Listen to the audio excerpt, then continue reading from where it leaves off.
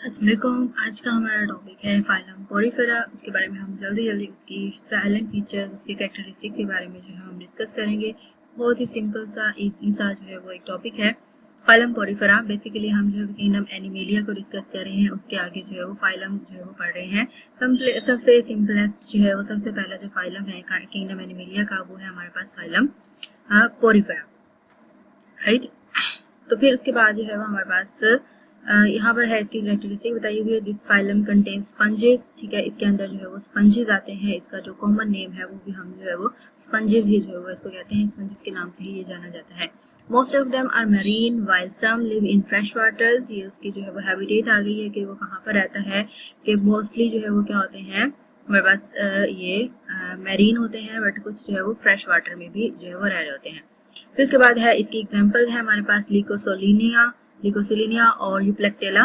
Minus flower basket भी हम Euplectella को कहते हैं, ठीक है। यहाँ पर देखें, यहाँ पर आप लोगों को नजर आ रही होगी, ये दी हुई है यहाँ पर इसकी जो है वो तस्वीरें दी हुई है। स्पॉन्जिला फ्रेश वाटर स्पंज है, यूप्लेक्टेला, वेनस फ्लाई बास्केट। देखें कितनी प्यारी जो है वो एक ब्यूटीफुल सी जो है वो हमारे पास स्पंज है। फिर उसके बाद है हमारे पास spongilla is a common fresh water sponge. Sponge do not have tissue level organisation. इनके अंदर जो है टिश्यू नहीं होते, सिर्फ जो है वो सेल्स जो है वो मौजूद होते हैं, टिश्यू नहीं बनाते वो। Most sponges are asymmetrical but some are radially symmetrical. कुछ जो है वो स्पंजेस क्या होते हैं, मोस्ट ऑफ दी जो स्पंजेस हैं वो एसिमेट्रिकल होते हैं। एसिमेट्रिकल और सिमेट्रिकल का क्या मतलब है कि ऐसी बॉडी फॉर्म जिसको अगर हम दो हिस्सों में डिवाइड करें दरमियान से, तो वो अगर इक्वल पार्ट्स में डिवाइड हो रहा है तो वो हमारे पास सिमेट्रिकल हो जाता है। अगर वो इक्वल पार्ट्स में डिवाइड नहीं हो रहा तो वो हमारे पास एसिमेट्रिकल हो जाता है। तो स्पंजेस में जो है दोनों टाइप्स की जो है वो सिमेट्री मौजूद होती है।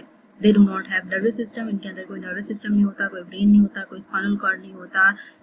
There are numerous pores in their body, ठीक है। यहाँ पर आप देख सकते हैं कि इनकी बॉडी के अंदर बहुत सारे जो है वो पोर्स जो है वो मौजूद होते हैं। इन पोर्स को हम जो है वो ओस्टिया कहते हैं। Through ostia water enters the body. The larger pore through which water leaves the body is called osculum, ठीक है। ये मोस्ट इंपॉर्टेंट जो है वो हमारे पास टर्म्स हैं, ओस्टिया एंड ऑस्कुलम। ऑस्कुलम क्या होता है, ओस्टिया जिससे पानी एंटर होता है बॉडी में, और ऑस्कुलम वो होता है जिससे पानी बॉडी से बाहर जाता है, लीव करता है। The outer layer of the body is made of thin flat cells called pinacocytes. जो आउटर बॉडी लेयर है वो के हमारे पास फ्लैट सेल्स की बनी हुई होती है, जिसे हम पिनेकोसाइट्स कहते हैं। यहाँ पर इसकी जो है वो एक जनरल डायग्राम दी हुई है, ये भी आप लोग जो है वो बना सकते हैं। उसके सारे सेल्स जो है वो बताए हुए हैं कि कौन से सेल्स जो है वो कहाँ पर मौजूद होते हैं। पिनेकोसाइट सबसे आउटर मोस्ट लेयर होती है। फिर उसके बाद मीजोफाइल है, जो कि इसके बाद पिनेकोसाइट्स के बाद जो है वो मौजूद होती है। The second layer is jelly-like and is called mesophile. It contains ameboid cell. The third layer, which lines the spongocoel, it is made of conocytes or colored cells. ठीक है, थर्ड लेयर में जो है वो conocytes होते हैं। They have skeleton in the form of minute needles of calcium carbonate और silica. ठीक है, इनके अंदर जो है वो स्केलेटन होता है, ठीक है, जो कि किसकी फॉर्म में होता है, कैल्शियम की नीडल, कैल्शियम कार्बोनेट और सिलिका की नीडल्स की फॉर्म में इनका जो है वो स्केलेटल सिस्टम होता है। मतलब बॉडी को सपोर्ट भी जो है वो चाहिए होती है, जो उसको सपोर्ट कर रहा होता है। Most sponges reproduce asexually by budding और रिजनरेशन। सेक्सुअल रिप्रोडक्शन मतलब मैक्सिमम जो है वो स्पंजेस एसेक्सुअल रिप्रोडक्शन करते हैं, या तो बर्डिंग से करते हैं या फिर रिजनरेशन से करते हैं।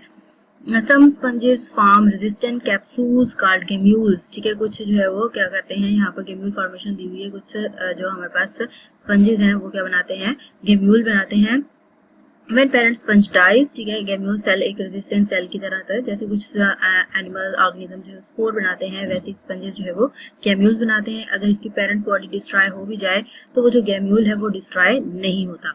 तो अगर वो गेम्यूल डिस्ट्रॉय नहीं होगा, पूरी बॉडी खत्म हो जाएगी, फिर वो जो गेम्यूल है वो दोबारा से ग्रो करके नया एक स्पंज बना देता है।